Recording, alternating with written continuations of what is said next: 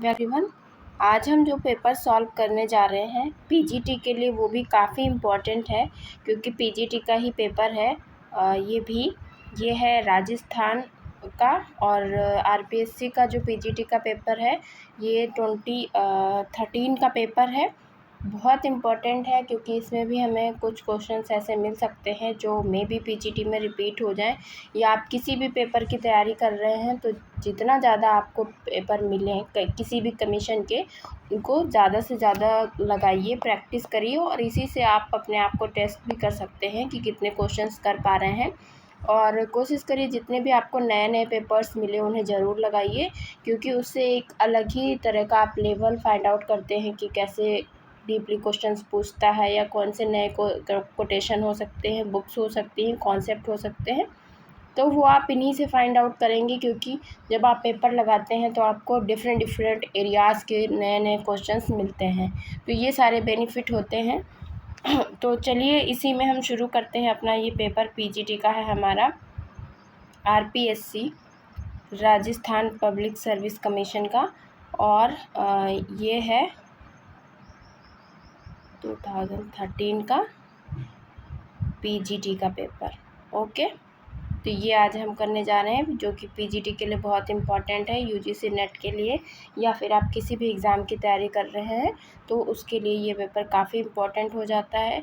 और अगर किसी के पास ये पेपर नहीं है तो इसमें जो भी इम्पॉर्टेंट क्वेश्चन है उनको ज़रूर लगा लीजिए, और बाकी जो नॉर्मली क्वेश्चन है उन्हें आप एक बार देख के ऐसे ही छोड़ सकते हैं। चलिए शुरू करते हैं। हमारा जो पहला क्वेश्चन है वो है, sociology was originated in the year. Sociology सबसे पहले कब उसका ओरिजिन हुआ था? तो ये हुआ था 1838 में, इसलिए फोर्थ ऑप्शन करेक्ट है। उसके बाद है, किसने कहा sociology has a long past but only a short history. ये तो बहुत बार पूछा जा चुका है और इम्पॉर्टेंट है पीजीटी के लिए, तो बहुत ही इम्पॉर्टेंट है। बीर स्टेट ने कहा है, बिल्कुल करेक्ट आंसर है। उसके बाद है, किसने कहा आधुनिक समाजशास्त्र के विकास में केंद्रीय व्यक्तियों के रूप में स्वीकार्य विद्वानों की एक सूची दी जा रही है, जिसमें इस सूची में कौन सा केंद्रीय व्यक्ति के रूप में सम्मिलित नहीं है? तो वो जो भी फाउंडिंग फादर्स की बात कर रहे हैं, और इसमें हमें वो ढूंढना है जो इसमें इंक्लूड नहीं है। तो चलिए ढूंढते हैं। कॉम्ट, दरखाइम और वेबर तो हमारे फाउंडिंग फादर रहे ही हैं। जो किंग्सले डेविस हैं वो फाउंडिंग फादर में नहीं आते हैं, इसीलिए ऑप्शन सी करेक्ट आंसर है। उसके बाद है हमारा, sociology is the study of forms of social relation. सामाजिक संबंधों के रूप में सोशियोलॉजी को किसने डिफाइन किया है? तो वो हैं आपके स्वरूपों की बात कर रहा है, सामाजिक संबंधों के स्वरूपों के। अगर आप सामाजिक संबंधों को देखेंगे तो आपका हो जाएगा मैकआवर एम्पेज, लेकिन जब उसके फॉर्म्स की बात करेंगे तो आपका हो जाएगा आंसर सिमेल। तो यहाँ पे आपको एक ही उसमें दो क्वेश्चंस मिल गए हैं। जब समाज को सामाजिक संबंधों का जाल कहते हैं तो वो हो जाते हैं मैकआवर एम्पेज, और जब वो कहते हैं फॉर्म की बात करते हैं, समाजशास्त्र सामाजिक संबंधों के स्वरूपों का अध्ययन है, ये इम्पॉर्टेंट है, तो हो जाते हैं आपके Simmel. Answer 2 is a correct answer. उसके बाद है, सोशियोलॉजी इज़ रिलेटेड टू। समाजशास्त्र किससे रिलेटेड है? तो सोशियोलॉजी रिलेटेड है साइकोलॉजी से, एंथ्रोपोलॉजी से, पॉलिटिकल साइंस से, ऑल ऑफ एबव। तो उपयुक्त सभी हो जाएगा क्योंकि समाजशास्त्र सभी से रिलेटेड होता है। उसके बाद है, समाजशास्त्र की ये परिभाषा किसने दी? समाजशास्त्र सामाजिक क्रिया की व्याख्यात्मक विवेचना है। तो ये तो आपको ऐसे ही समझ में आ गया। व्याख्यात्मक विवेचना की बात कौन करता है? सोशल एक्शन के वेबर।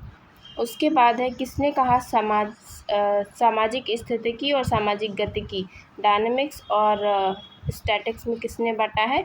ये हम आपको ऑलरेडी पढ़ा रखे हैं, तो ये बांटा है कॉम्ट ने।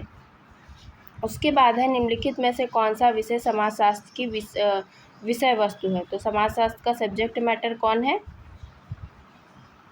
व्यक्ति, सामाजिक समूह, मानव शरीर रचना, या कोई भी नहीं। तो ये है सोशल ग्रुप, क्योंकि समाजशास्त्र की विषय वस्तु सब्जेक्ट मैटर क्या है? सोशल ग्रुप होता है, इसलिए option 2 is a correct answer. उसके बाद है, एलेक्स इंकल्स ने जो समाजशास्त्र को परिभाषित करने के 3 पथ बताए हैं, 3 पाथ वो कौन से हैं? ये इनकी डेफिनेशन में भी पूछा जाता है और ऐसे भी पूछ सकते हैं। तो उन्होंने बताया हिस्टोरिकल, एम्पिरिकल एंड एनालिटिकल, ये डेफिनेशन में भी है और इन्होंने सोशियोलॉजी को इन 3 पार्ट में बांटा भी है, हिस्टोरिकल, एम्पिरिकल और एनालिटिकल में। उसके बाद है जब तक सामाजिक व्यवस्था का प्राकृतिक नियमों में विश्वास पर सहमति नहीं होती तब तक पूर्ण रूप से समाजशास्त्र स्वीकार नहीं हो सकता है। तो समाज के वैज्ञानिक अध्ययन की उत्पत्ति के बारे में ये कथन किसने कहा? ये अच्छा कथन है और आप यहाँ से कर सकते हैं। इसमें बात हो रही है प्राकृतिक नियमों की, तो प्राकृतिक नियमों की इन सब में से और कौन बात करता है? वो है केवल स्पेंसर। तो आपका आंसर हो जाएगा आंसर ऑप्शन 3। निम्नलिखित में से कौन सी विशेषता मुख्य रूप से समाजशास्त्र द्वारा समाज एवं मानव व्यवहारों के अध्ययन में होती है? तो ऑब्जर्वेशन होता है, जनरलाइजेशन होता है, प्रिडिक्शन होता है। तो किस में होता है? ये जो समाजशास्त्र में ये सारी ही बातें करी जाती हैं, इसलिए ऑप्शन डी करेक्ट हो जाएगा और इसका आंसर हो जाएगा option D. Which is not the characteristics of sociology, sociology की कौन सी विशेषता नहीं है? तो ये जो विशेषताएं यहाँ पे दी गई हैं ये कई बार पीजीटी में पूछी जाती है, चाहे आप कहीं का भी दीजिए। और उसमें आपने देखा यूपी पीजीटी में भी ये क्वेश्चन कई तरह से घुमा घुमा के पूछा है। तो चलिए इसमें से ढूंढ लेते हैं कौन विशेषता नहीं है। ये प्योर साइंस होता है, यह व्यवहारिक विज्ञान है, it's applied science, abstract science है, अनुभाविक साइंस है, एम्पिरिकल साइंस है और इसी के साथ साथ ये व्यवहारिक विज्ञान नहीं है, इट्स अप्लाइड साइंस नहीं है। तो ये जो विशेषताएं हैं उसमें 6 या 7 विशेषताएं दी हैं बीयरस्टीड ने, वो आप एक बार देख लेना, बहुत इम्पोर्टेंट है, जिसमें वो कैटेगरिकल भी कहते हैं और भी बहुत सारी चीज़ें कहते हैं। मानव एवं पशु और समाज में मुख्य अंतर है। तो मानव और पशु में मुख्य अंतर क्या हो सकता है?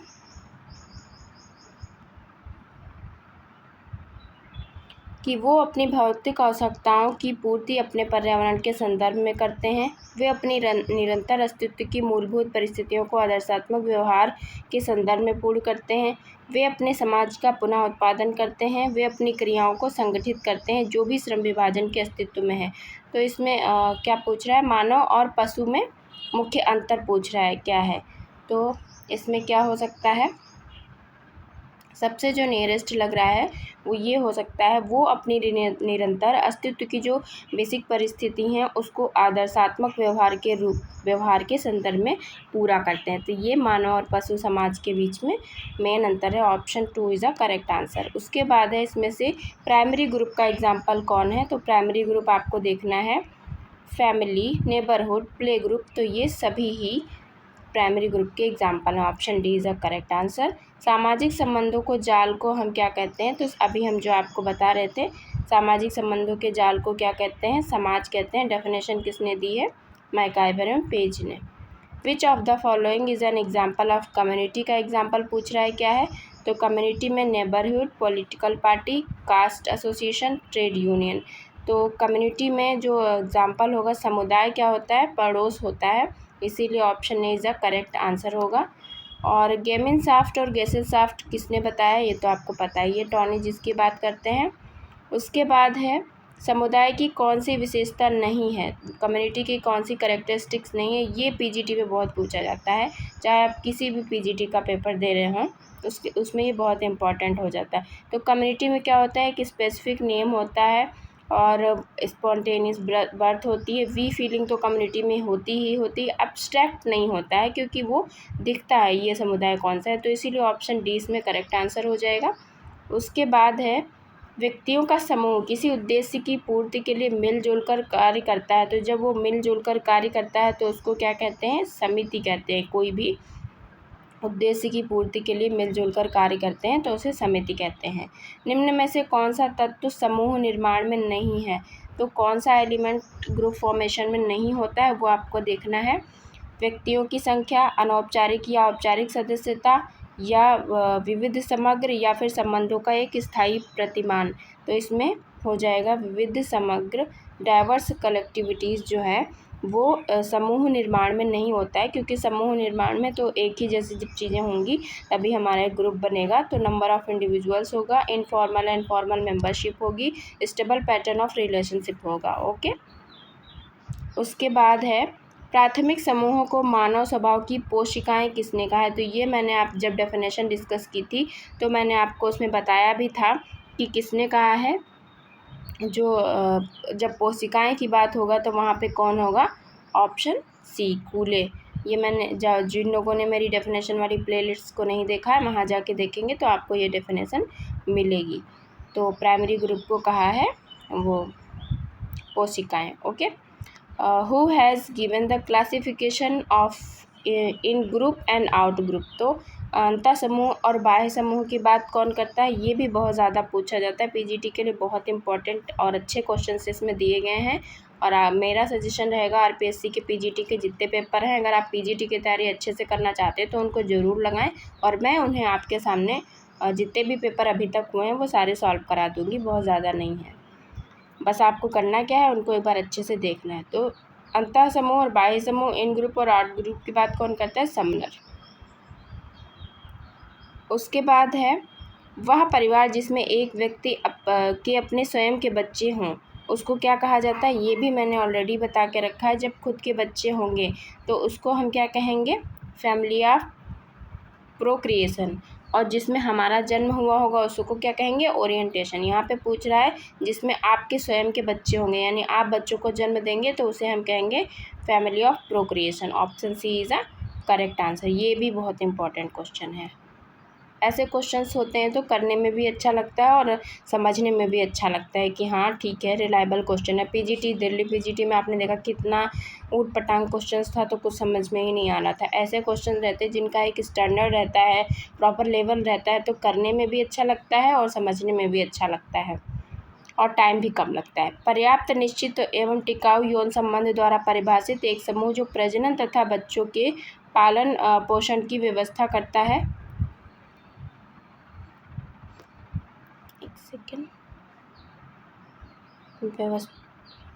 पर्याप्त, निश्चित एवं टिकाऊ यौन संबंध द्वारा परिभाषित एक समूह जो प्रजनन तथा बच्चों के पालन पोषण की व्यवस्था करने की क्षमता रखता है, तो उसको क्या कहते हैं?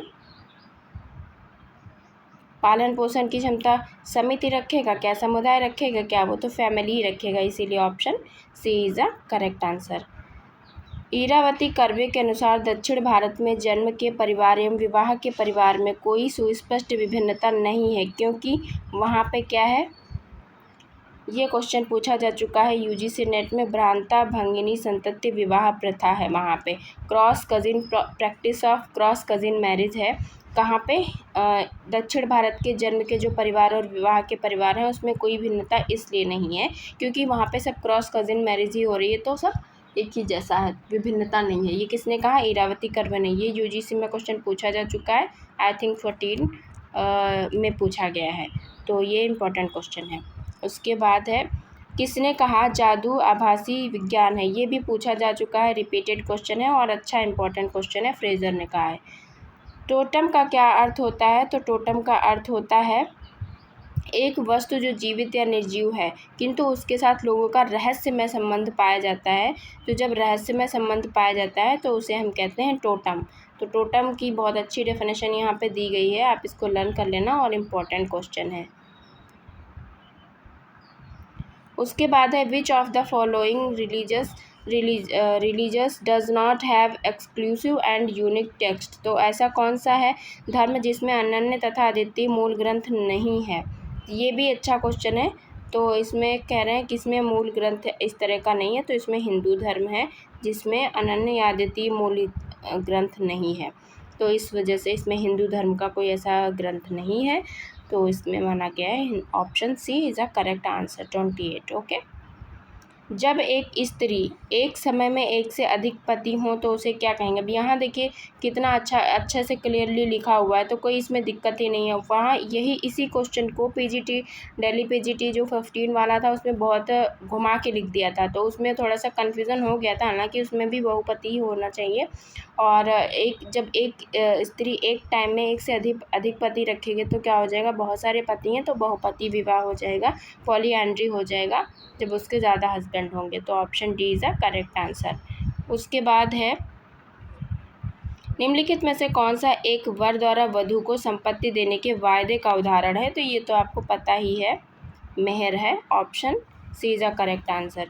निम्नलिखित में से कौन सा एक कारक विवाह रूपी संस्था की उत्पत्ति में महत्वपूर्ण नहीं है? तो विवाह रूपी संस्था में कौन सा एक महत्वपूर्ण नहीं है? Sexual gratification, live in relationship, ये यही नहीं है। और इस प्रकार के संगठन से उत्पन्न बच्चों की वैधता, आर्थिक सहयोग। तो इसमें विवाह की रूपी संस्था में ये उत्पत्ति में ये इसका कोई मतलब नहीं है। लिव इन रिलेशनशिप तो बाद की घटना है, इसलिए ये हो जाएगा। उसके बाद है निम्न में से कौन सा राष्ट्रीय एकीकरण के लिए चुनौती नहीं है? तो इसमें पूछ रहा है, चैलेंज नहीं है नेशनल इंटीग्रेशन के लिए, जातिवाद, नगरवाद, सांप्रदायिकतावाद और क्षेत्रवाद। तो इसमें क्या नहीं है? क्योंकि नगरवाद जो है वो तो उसमें एक प्रोसेस ही है और ये सब उसमें बाधा उत्पन्न करते हैं, तो इसलिए ये एक चुनौती नहीं है बल्कि उसके लिए अच्छा ही है। उसके बाद है निम्न में से कौन सा कारक जातिवाद के लिए उत्तरदायी नहीं है? अब यहाँ पे पूछ रहा है जातिवाद के लिए उत्तरदायी नहीं है, तो इसमें क्या है? परंपरागत व्यवसाय, जातिगत प्रतिष्ठा में विश्वास, अंतर्जातीय विवाह या जातीय संगठन। तो इसमें हो जाएगा अंतर्जातीय, इंटरकास्ट मैरिज जो है वो जातिवाद के लिए उत्तरदायी नहीं, क्योंकि जब इंटरकास्ट मैरिज होगा तो जाति अपने आप खत्म हो जाएगा। उसके बाद है निम्न में से कौन सी विशेषता संप्रदायवाद की नहीं है? तो इसमें से आपको ये भी पता चल रहा है कि अगर कोई पूछ ले कि ये क्या होता है तो आप वो भी बता सकते हैं।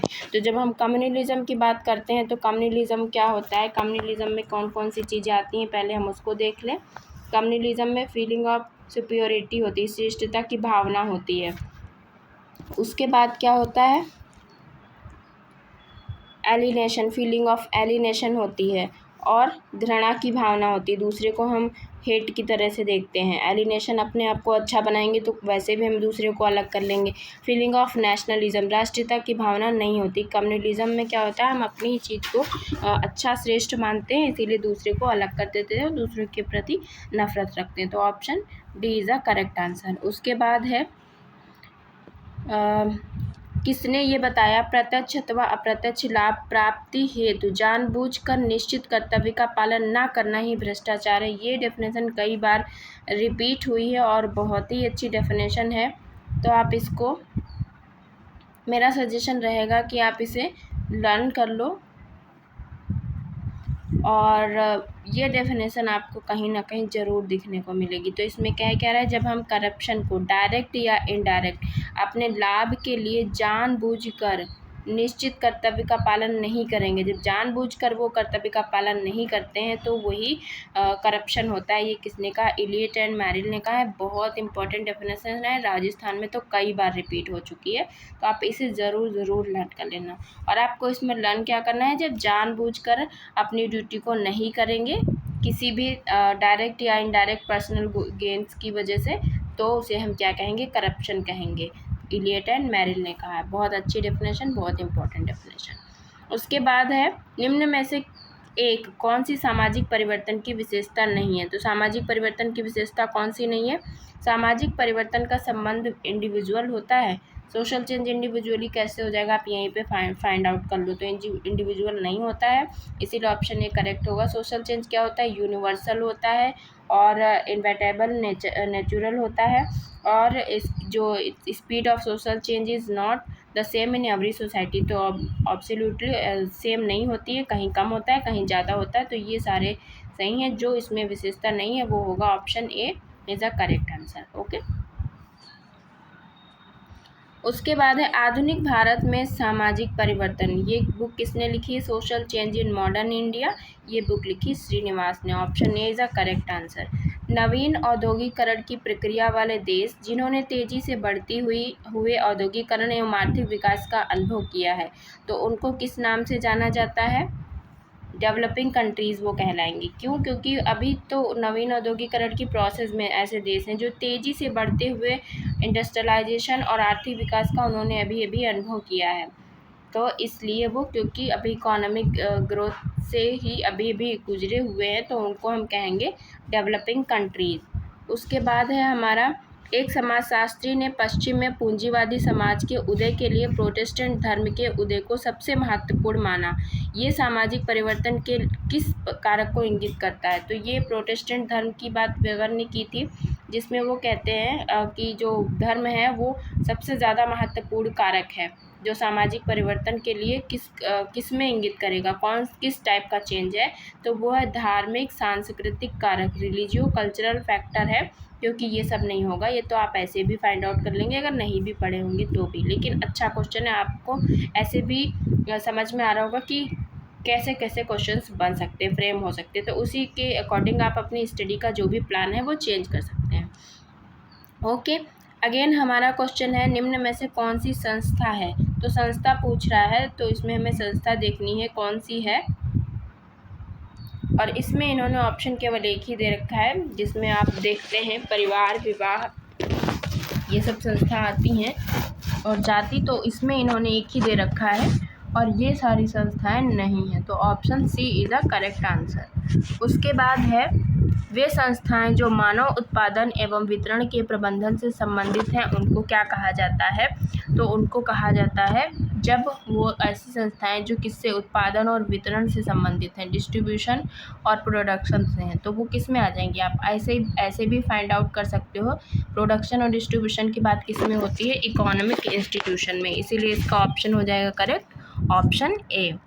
उसके बाद है which is not the characteristic of institution, संस्था की विशेषता नहीं है, ये पूछ रहा है, तो संस्था की विशेषता क्या नहीं होगा, संस्था में क्या होता है, नियम होते हैं, सिंबल्स होते हैं, एब्स्ट्रैक्ट सिस्टम होता है, लेकिन ग्रुप ऑफ पीपल तो समिति में होता है, इसमें नहीं होता है, इसलिए option D is the correct answer. उसके बाद क्या है which is not correct about the family, family के बारे में कौन सा सही नहीं है, तो फैमिली एक ग्रुप होता है, फैमिली एक एसोसिएशन भी होता है, फैमिली एक इंस्टीट्यूशन भी होता है, ये तो आपने पूछ रहा है कौन सा करेक्ट है, तो एसोसिएशन भी होता है, इंस्टीट्यूशन भी होता है, और इसीलिए इसका आंसर जो होगा वो हो जाएगा ऑल ऑफ दीज। क्यों, क्योंकि आप ये तो पढ़ ही चुके हो, एसोसिएशन और इंस्टीट्यूशन है ही, इसी के साथ साथ वो ग्रुप भी है, तो option D is the correct answer. Okay, next है who said this, we belong to associations but not the institution, ये तो बहुत ही अच्छा है, हम समिति के सदस्य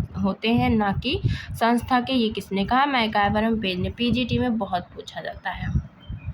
उसके बाद है जब एक व्यक्ति अपने प्रभाव का इस्तेमाल दूसरे व्यक्तियों की इच्छा के बिना करता है तो उसे क्या कहते हैं, हमने ऑलरेडी आपको बताया है, बताइए। जब दूसरे की इच्छा नहीं है फिर भी वो करता है तो उसे क्या कहते हैं, मैंने आपको बताया था, 1 ग्लास वाटर वाला एग्जाम्पल दिया था, तो उसमें कौन है, पार। ऐसी पार रखो कि आप कोई भी किसी का अगर मन नहीं है तो भी उसकी इच्छा के बिना हम उससे काम करा लें तो उसे हम क्या कहेंगे, वो कहलाएगी पावर। और करिश्मा क्या होता है, जब उसके अंदर कुछ ऐसी चमत्कारिक शक्तियाँ होती हैं कि उसे हम एक्स्ट्रा ऑर्डिनरी क्वालिटी के रूप में देख सकते हैं, जैसे महात्मा गांधी एग्जाम्पल हो गया इस तरह से। और अथॉरिटी जब उसे वो लेजिटिमेसी मिल जाती है तब हम उस पावर को, तब हम उसे लेजिटिमेसी कहते हैं। उसके बाद है समाजशास्त्र में स्थापित एवं संगठित कार्य प्रणालियों से हम क्या समझते हैं, तो इससे हम क्या समझेंगे, जब कोई भी चीज़ ऑर्गेनाइज्ड है और इस्टेब्लिश्ड प्रोसीजर है तो उसे हम क्या कहेंगे, इंस्टीट्यूशन। अभी हम पढ़ रहे थे ना कि इंस्टीट्यूशन में तो लॉज होते हैं, नियम्स होते हैं, रूल्स होते हैं, तो उसे हम क्या कहते हैं, संस्था कहते हैं। उसके बाद हमारा है विच of the following is an association, तो इसमें कौन सी समिति है, अब इसमें पूछ रहा है एसोसिएशन कौन है, समिति कौन है, तो डाउरी सिस्टम, मैरिज तो आप जानते हैं कि संस्था है, ट्रेड यूनियन सबसे बेस्ट एग्जांपल है, एसोसिएशन यही समिति है क्योंकि उसमें ऑलरेडी संघ लिख रखा है। उसके बाद है निम्न में से कौन सी इकाई सांस्कृतिक संकुल में नहीं है, which of the following is not a unit of cultural complex, cultural complex पूछ रहा है, उसकी यूनिट कौन सी नहीं है, तो कल्चरल कॉम्प्लेक्स में फैमिली आएगा, विवाह आएगा, एजुकेशन आएगा, लेकिन धार्मिक कृत्यों में अगरबत्तियाँ ये इसमें नहीं आएगा क्योंकि ये कुल का तो मतलब वही है ना, संकुल जो कई चीज़ों से मिलके बनता है, तो परिवार हो गया, विवाह हो गया, शिक्षा हो गया, तो ये नहीं आएगा। ये तो आप ऐसे भी देख सकते हैं, देख के ही आप कर सकते हैं कि ये नहीं होगा। उसके बाद है संस्कृतियों का मूल्यांकन स्वयं की संस्कृति की तुलना के आधार पर करना कहलाता है, क्या कहलाता है, सांस्कृतिक कल्चरल रिलेटिविज्म, इंटीग्रेशन, एक्लचरेशन, एथनोसेंट्रिज्म। तो इसमें तुलना हो रही है ना, संस्कृतियों का मूल्यांकन अपनी स्वयं की संस्कृति। तो जब हम तुलना करते हैं तो उसे हम एथनोसेंट्रिज्म कहते हैं, जिसमें हम अपनी ही कल्चर को अच्छा बताते हैं। उसके बाद है सोरोकिन ने सामाजिक परिवर्तन का अध्ययन करते हुए निम्नलिखित में से किस दशा का उल्लेख नहीं किया है। ये भी आपको पता ही है, सनसेट का बात करते हैं वो, और आइडियशनल का बात करते हैं, आइडियलिस्टिक का बात करते हैं, लेकिन आइडियोलॉजिकल कल्चर की बात वो नहीं करते हैं। तो इसीलिए ये वाला ऑप्शन करेक्ट हो जाएगा, ऑप्शन सी। हमारी संस्कृति है हम क्या हैं, जबकि हमारी सभ्यता है कि हम क्या प्रयोग करते हैं। तो ये भी बहुत अच्छा क्वेश्चन है, कई बार पूछा जाता है पीजीटी में। तो ये किसने कहा है? Our culture is what we are, our civilisation is what we have. तो ये भी पूछा जाता है कि वॉट वी आर, वो जो हम हैं, हम क्या हैं, वो है हमारी कल्चर। वॉट वी हैव, हमारे पास कौन सा सामान है, पेन है, पेंसिल है, जो भी है, तो वो हमारी हो गई सिविलाइजेशन। जिसका हम यूज़ करते हैं वो हमारी सिविलाइजेशन होगी। तो आप से कोई अगर पूछेगा what is culture, what is civilisation, तो आप मैकावर पेज का ये अगर कोटेशन याद रखेंगे तो भी आपका काम हो जाएगा। What we are is our culture, what we have is our civilisation. तो ऐसे आप कर सकते हैं। अच्छा कोटेशन है, बहुत इंपॉर्टेंट है और बहुत बार आया भी है। Who use the concept of cultural lag first time. तो कल्चरल लैग की पहली बार बात किसने की? आकबर ने की। उसके बाद है before 1838 sociology was known as. तो 1838 से पहले सोशोलॉजी किस नाम से जानी जाती थी? सोशल फिजिक्स, जिसको क्वार्टेट ने चुरा लिया था। उसके बाद है who started teaching of sociology in Bombay university in 1919। तो ये किसने सबसे पहले किसने स्टार्ट किया था बॉम्बे में? Patrick Geddes. उसके बाद है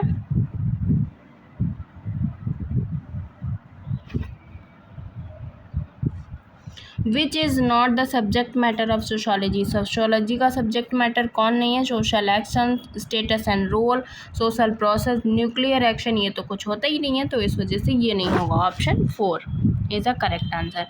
सामाजिक परिप्रेक्ष्य प्राथमिक रूप से क्या करने की चेष्टा से संबंधित है? तो सामाजिक परिप्रेक्ष्य क्या करने की चेष्टा से संबंधित है? ये पीजीटी में, यूपी पीजीटी में भी कई बार आया है, जिसका आंसर्स बहुत अलग अलग था, लेकिन इसका करेक्ट आंसर है सामाजिक व्यवस्था को समझने के लिए। Understand the social order is a correct answer. उसके बाद है मानवतावादी समाजशास्त्रियों के विचार में कौन सी महत्वपूर्ण घटनाएं हैं जिनको सुस्पष्ट रूप से अध्ययन किया जाना चाहिए? तो इसमें क्या होगा?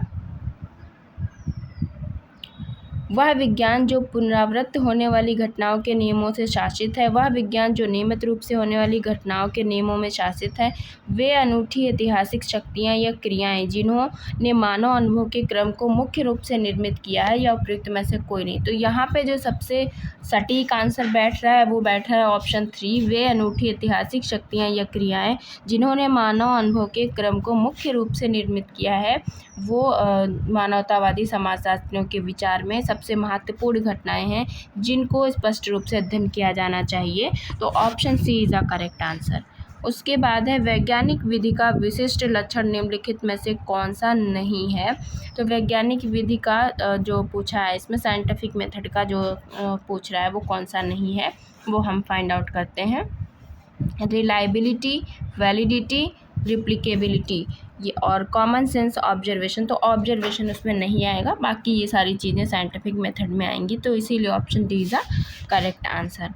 उसके बाद है निम्न में से कौन सी सामाजिक संरचना की सोशल स्ट्रक्चर की इकाइयाँ पूछ रहा है? तो ये हम आपको बता चुके हैं, पार्सन, जॉनसन, इन लोगों के अकॉर्डिंग अलग अलग हैं। तो यहाँ पे जो इसमें दे रखा है उसमें हमें ढूंढना है इंस्टीट्यूशन, एसोसिएशन, ग्रुप। तो ये सारी ही चीज़ें होती हैं, इसके अलावा नॉर्म्स वगैरह भी होता है, तो इस वजह से ऑल ऑफ दीज हो जाएगा answer. 4 is a correct answer. चिंतन की संरचनात्मक विचारधारा के समर्थक हैं, स्ट्रक्चरल स्कूल ऑफ थॉट के समर्थक कौन है? ये अलग क्वेश्चन है, इंपॉर्टेंट है, अच्छा क्वेश्चन है।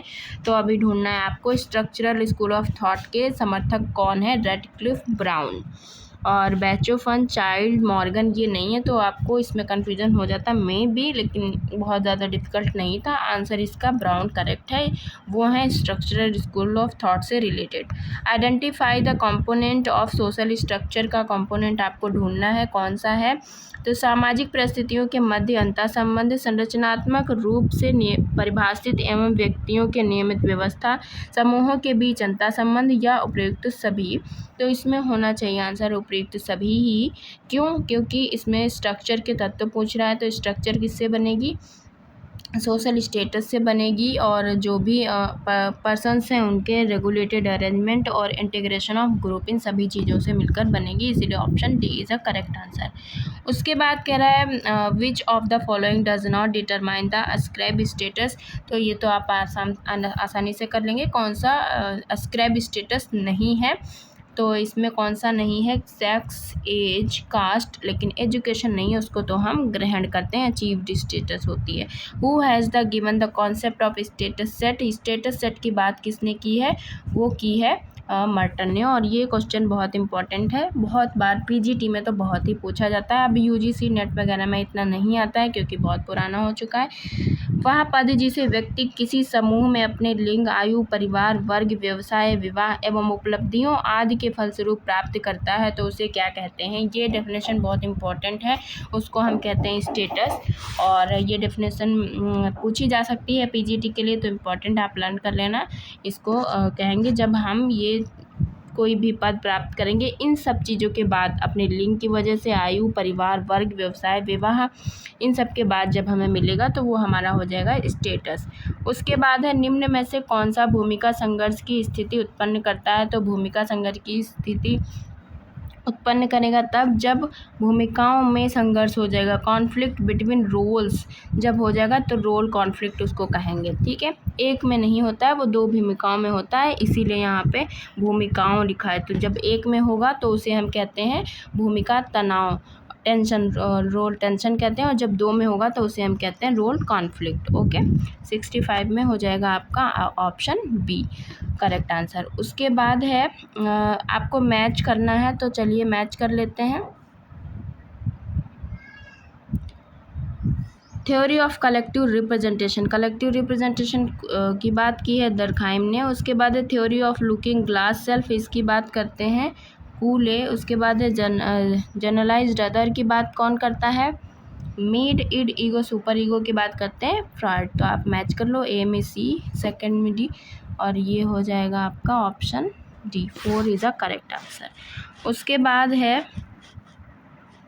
पियाजे के अकॉर्डिंग एक नवजात कितने स्तरों से होकर गुजरता है इसके पहले कि वह आश्वस्त हो जाए कि उसके अस्तित्व के साथ बाह्य वस्तुओं का भी अस्तित्व होता है, तो कितनी स्टेज बताई हैं। ये क्वेश्चन इंपॉर्टेंट क्वेश्चन है क्योंकि अभी अभी हायर एजुकेशन में जो क्वेश्चन पूछा गया था उसमें जो पूछा गया था पियाजे की जो स्टेजेस जो पूछी गई थी सेंसरी मोटर वाली वो 4 थी, इसमें पूछ रहा है एक नवजात कितने स्तरों से होकर गुजरेगा। तो जब ऐसी बात होगी अकॉर्डिंग टू जीन पियाजे, infant goes through how many stages, तो जो इन्फेंट की स्टेजेस वो पूछेंगे कितनी स्टेजेस से गुजरता है, तो वो हो जाएंगी 6। तो आप इसमें कंफ्यूज नहीं होना है आपको। जब वो बात करते हैं इन्फेंट की स्टेजेस की, तो आपकी स्टेजेस हो जाएंगी 6। ये आपको लर्न करना है, अच्छा क्वेश्चन है। Okay, which of the following is not an agency of socialisation, socialisation की कौन सी एजेंसी नहीं है, वो आपको ढूंढना है। तो फैमिली है, नेबरहुड है, पॉलिटिकल इंस्टीट्यूशन है, लेकिन आनुवंशिकता इसकी एजेंसी नहीं है। Option D is the correct answer. व्यवस्था और स्थापित नियमों को बनाए रखने के लिए किसी भी समाज द्वारा डाले गए दबाव के प्रतिमान को क्या कहते हैं? तो अब बताइए, जब हम किसी चीज़ पे दबाव डालते हैं, क्यों? क्योंकि हमारी व्यवस्था जो है वो बनी रहे, तो उसको क्या कहेंगे? सोशल कंट्रोल कहेंगे, क्योंकि ये सब तो उसमें है नहीं, इसलिए option D is a correct answer. In which category comes the control of father of the behaviour on, तो इसमें पिता का पुत्र के व्यवहार पर नियंत्रण, इसको आप किस में रखेंगे? तो जब पिता पुत्र पर के व्यवहार पर नियंत्रण रखेगा तो उसे हम कहेंगे इनफॉर्मल कंट्रोल, यानी अनौपचारिक नियंत्रण। उसके बाद है निम्न में से कौन सामाजिक नियंत्रण के प्रकार से संबंधित है? तो सामाजिक नियंत्रण के प्रकार से कौन संबंधित है, तो कॉन्शियस अनकॉन्शियस भी है, डायरेक्ट इनडायरेक्ट भी है, पॉजिटिव नेगेटिव भी है, इसीलिए आपका हो जाएगा उपयुक्त सभी। Option 4 is a correct answer.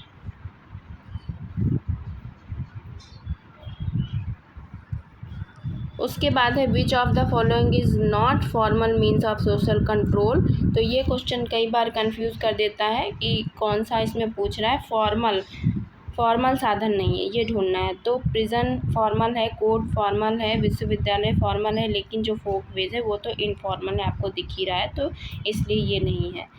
Karl Marx ने वर्ग के निर्माण के लिए जिस आधार पर स्वीकार किया है वो क्या है, तो कार्ल मार्क्स किसकी बात करते हैं, वो बात करते हैं इकोनॉमिक बेस की, तो इसीलिए option D is a correct answer. सामाजिक स्त्रीकरण के प्रक्रियात्मक सिद्धांत का प्रतिपादन किसने किया है, तो वो किया है डेविस और मूर ने, सोशल स्ट्रैटिफिकेशन की बात। उसके बाद है विच of the following is the contradictory of social stratification. तो सोशल स्ट्रैटिफिकेशन का अपोजिट कौन है, तो वो है इक्वालिटी, क्योंकि ये तो अनइक्वालिटी असमानता की बात करता है और समानता की बात, इसका विरोध हो जाएगा समानता। तो अभी इस पार्ट में हम 75 क्वेश्चन को कर रहे हैं, क्योंकि इसमें 150 क्वेश्चन है, तो हमारी वीडियो काफ़ी लंबी हो जाएगी और आप लोग भी बहुत थक जाएंगे। तो अभी हम लेते हैं रेस्ट और हम कल करेंगे अब नेक्स्ट पार्ट में आगे के 75 क्वेश्चन और देखेंगे कौन से इंपॉर्टेंट क्वेश्चन हैं। और आपने देखा ये बहुत अच्छा पेपर बना था सिस्टमेटिकली, इसमें कोई भी कन्फ्यूज़न नहीं था, डायरेक्ट क्वेश्चन पूछे गए थे। तो ऐसे क्वेश्चन और पेपर को सॉल्व करने में बहुत अच्छा लगता है और उसका बेनिफिट भी होता है डायरेक्टली इनडायरेक्टली। तो आज के लिए हम सॉल्व करते हैं 75 क्वेश्चन और नेक्स्ट पार्ट में हम 75 करेंगे, उसमें थोड़े ही इंपॉर्टेंट क्वेश्चन हैं, बाकी के हमारे एजुकेशन वाले हैं, तो हम उनको देखेंगे जल्दी जल्दी। और बाकी हमारा ये जो पेपर था वो हमारा इसी के साथ कंप्लीट हो जाएगा। तो चलिए तब तक इसको सॉल्व कर लीजिए और इसमें सारे आंसर ही सही हैं ऑलमोस्ट, तो आप इसमें नो डाउटली आप आराम से कर लीजिए। Thank you for watching the video. मिलते हैं नेक्स्ट पार्ट में नेक्स्ट वीडियो के साथ। थैंक यू, तब तक के लिए बाय बाय।